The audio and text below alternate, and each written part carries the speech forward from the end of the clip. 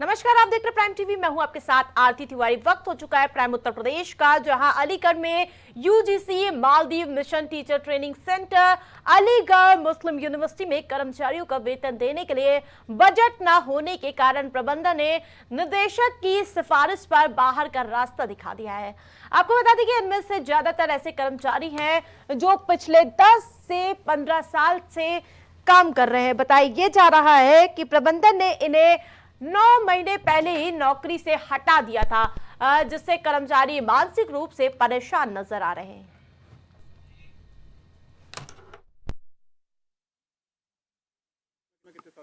देखिए, सैयद मुजम्मिल अली मेरा नाम है। मैं यहाँ करीब 12 साल से काम कर रहा हूँ। तो ये जो भी सब मामला खैर हो रहे हैं, ये एडमिनिस्ट्रेशन को उनको सब लोगों को अंदाज़ा है क्या है। तो अब ये देखिए, हमारी बस रिक्वेस्ट ये है कि जिस तरह से हमें इन्होंने एक्सटेंशन दिया है मार्च 2025 तक, भाई वो एक्सटेंशन किसी बेस पे तो दिया है ना। अवेलेबल फंड की रिपोर्ट लगती है, सब होता है, उसमें चीज़ें देख कर ही वो दिया जाता है। तो अब एक सिंपल बहुत रिक्वेस्ट के साथ हम कह रहे हैं कि एटलीस्ट हमें उस एक्सटेंशन के हिसाब से उस डेट तक तो कंटिन्यू करें। अगर आगे कोई फंड नहीं होगा तो हम कंप्रोमाइज़ करेंगे या कुछ आइडिया करेंगे अपना इंतज़ाम। लेकिन एकदम से इस तरह की चीज़ कह देना कि भाई आप कल से जॉब पर मत आइए, तो बड़ा ये तो बहुत ही ज़्यादा टेंशन है। इसको कैसे आदमी करेगा सही। ललितपुर से पहुंची एसडीआरएफ की टीम ने 3 दिन से लापता युवक का शव खोज निकाला है। आपको बता दें कि मछली पकड़ने के लिए 3 दिन पहले घर से निकला था और इस घटना के बाद ग्रामीण क्षेत्रों में बाढ़ जैसे हालात बने हैं। वही बाढ़ जैसे हालात से निपटने के लिए आपदा विशेषज्ञ आरती सिंह ने आपदा के समय आने वाली समस्याओं से निपटने के लिए क्या करना चाहिए, सभी प्रकार की जानकारी दी है। देखिए, आज आप लोगों को पता भी होगा, आप लोगों ने देखा भी है कि जो 27 तारीख को एक व्यक्ति यहाँ पर गायब हो गया था और एक दिन पूरा हो जाने के बाद में आज उसकी डेड बॉडी निकाले हैं। और हमारे यहाँ पर जो आपदा मित्र हैं अभी मार्च में ही ट्रेंड हुए हैं, तो इनको ज़्यादा प्रशिक्षण नहीं दिया जा चुका है कि इनको बोट किस तरीके से लगाना, किस तरीके से चलाना है, किस तरीके से इनको मैनेज करना है। तो आज का जो प्रशिक्षण था, ये हमारे लखनऊ टीम एसडीआरएफ की जो टीम आई हुई है उनके द्वारा ये प्रशिक्षण इनको बोट को किस तरीके से सेट करना है, किस तरीके से उसको मैनेज करना है, किस तरीके से चलाया जाता है, तो उस तरीके से ट्रेनिंग आज दी जा रही है कि अगर इमरजेंसी पड़ती है तो हमारे आपदा मित्र जाकर के आम जनमानस को सुरक्षित कर सके और बचा सके।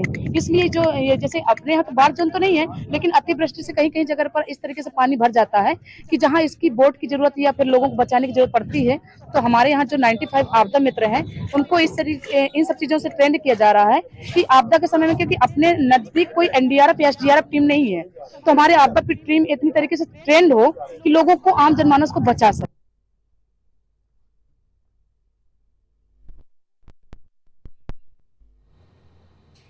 मथुरा थाना गोवर्धन क्षेत्र के कंचनपुर गांव के रहने वाले पीड़ित ने थाने में शिकायत करते हुए तहरीर दी थी। तहरीर देते हुए उन्होंने कहा था कि गांव के रहने वाले दबंग लोगों ने उसके घर में घुसकर परिवार पर लाठी डंडों से हमला कर दिया था, जिसका पलायन करने का वीडियो भी पीड़ित ने पुलिस को दिया था। पर 1 महीने में भी पुलिस अपराधियों को गिरफ्तार नहीं कर पाई और जिसके कारण अब पुलिस सवालों के घेरे में आती हुई नजर आ रही है और लीपापोती करती नजर आ रही है। इस मामले में अधिकारियों से बात करने का प्रयास किया गया तो वो कन्नी काटते हुए नजर आए। दबंगइयों के चलते हुए हम अपने घर को पलायन करके जा रहे हैं इस गांव को छोड़कर, क्योंकि यहाँ पे हमारी कोई सुनवाई नहीं हो रही है। हमारे केस को 1.5 महीना हो चुका है और उस 1.5 महीने के अंतराल में पुलिस की तरफ से, हमारी तरफ से कोई भी कार्रवाई नहीं की गई है।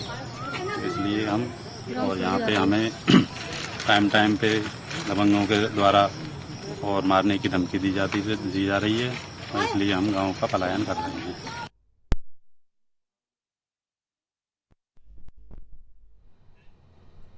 मऊ से अजीबोगरीब मामला सामने आया। जी हां, आपको बता दें कि एक बहू ने अपनी ही रिश्ते के ससुर से शादी कर ली है। इसका बकायदा वीडियो भी अब वायरल हो रहा है। जी हाँ, 70 साल का बुजुर्ग ससुर कुछ दिन पहले अपनी 35 साल की बहू के साथ फरार हो गया था और मंदिर में शादी कर ली है। इस दौरान गांव के भी काफी लोग मौजूद रहे और वीडियो बनाते रहे। पुलिस चौकी के जवान की भीड़ भी देखी जा सकती है और हैरानी की बात तो यह है कि पुलिस वालों ने इसमें कोई हस्तक्षेप भी नहीं किया। वायरल वीडियो को कई यूजर्स ने प्रतिक्रिया दी है, कोई इस पर आपत्ति जताते हुए नजर आ रहा है।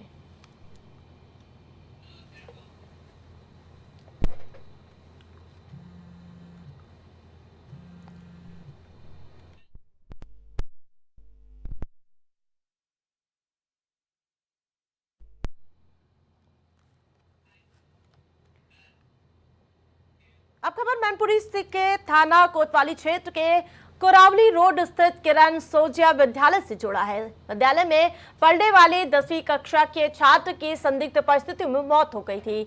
वहीं मृतक छात्र के परिजनों ने विद्यालय प्रबंधन और स्टाफ पर फीस को लेकर हत्या का आरोप लगाया है।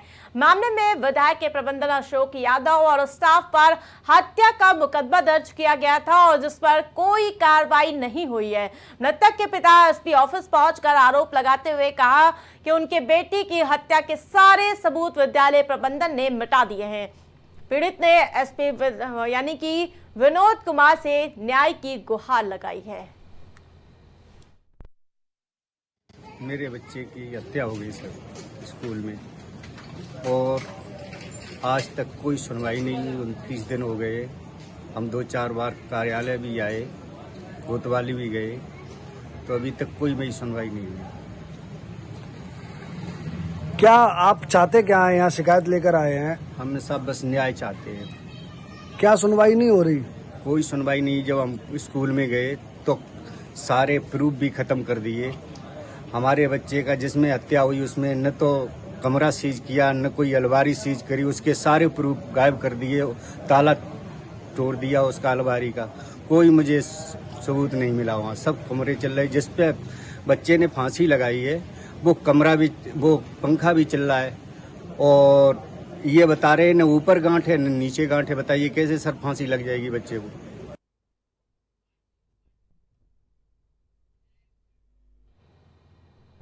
झांसी में मानकों के विपरीत चल रही पैथोलॉजी का वीडियो वायरल हो रहा है, जिसके बाद जिले में स्वास्थ्य विभाग की नींद खुल गई है। आपको बता दें कि जिले में लगभग 50 पैथोलॉजी यानी कि पैथोलॉजी सेंटर मानकों को ताक पर रखकर चलाए जा रहे हैं और दरअसल जिले में लगभग 125 सेंटर है और जिनमें से केवल 75 ही रजिस्टर्ड है।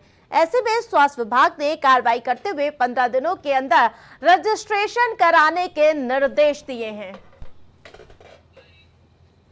अवैध कितनी चल रही है उसकी तो जानकारी नहीं है हमको। वो तो आप लोग के माध्यम से कहूँगा, अपील करूँगा कि कोई भी अगर आपके यहाँ कोई अवैध पैथोलॉजी चल रही है जिसका रजिस्ट्रेशन नहीं है उसको हमें सूचना दें, हम उस पर कार्रवाई कराएंगे। और रजिस्टर्ड और पैथोलॉजी की बात करें तो आज के डेट में हमारे पास 75 लैब रजिस्टर्ड है। बाकी कुछ के आवेदन अभी पड़े हुए हैं, तो लगभग 110-120 लैब के आसपास झांसी में हैं जो रजिस्टर्ड होते हैं। अवैध पैथोलॉजी में किस तरह की कार्रवाई कराते हैं? अवैध पैथोलॉजी अगर कोई है तो उसको हम पहले एक बार नोटिस देते हैं। अगर भी अवैध जिनकी डॉक्यूमेंट नहीं होती उनको हम नोटिस देते हैं। पहले एक नोटिस देते हैं कि 15 दिन के अंदर अपने कागज़ पूरा करें और उसको हमारे पास अप्लाई करें। और अगर नहीं करते हैं तो उसके बाद उसको 15 दिन के बाद दोबारा नोटिस देते हुए उस नोटिस की कॉपी जो है वो हम पुलिस को दे देते हैं, संबंधित थाना को दे देते हैं कि आप इनके ऊपर जो कार्रवाई करना है वो कर सकते हैं।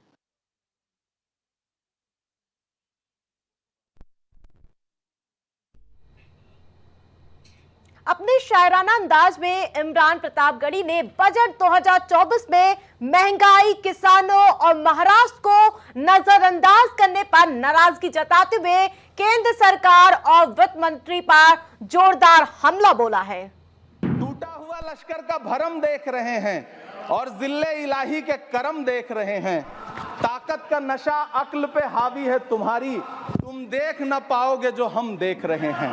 एक दिन अपनी किसी मजदूर की तरह अपनी दिन भर की दिहाड़ी लेकर के बाजार जाइए और अपने बच्चों के लिए राशन खरीदिए, तब पता चलेगा कि महंगाई कम हो रही है या नहीं हो रही है। यवतमाल का वो दाभड़ी गांव जहां 20 मार्च 2014 को वो किसानों के साथ चाय पर चर्चा करने गए थे, उसी यवतमाल में पिछले 6 महीने में 132 किसानों ने आत्महत्या की है। मेरा बहुत भावुकता के साथ देश के प्रधानमंत्री से सवाल है कि इन उजड़ते हुए मकानों और बेघर होते हुए घरों को देख करके आपको नींद कैसे आती है, आप सो कैसे पाते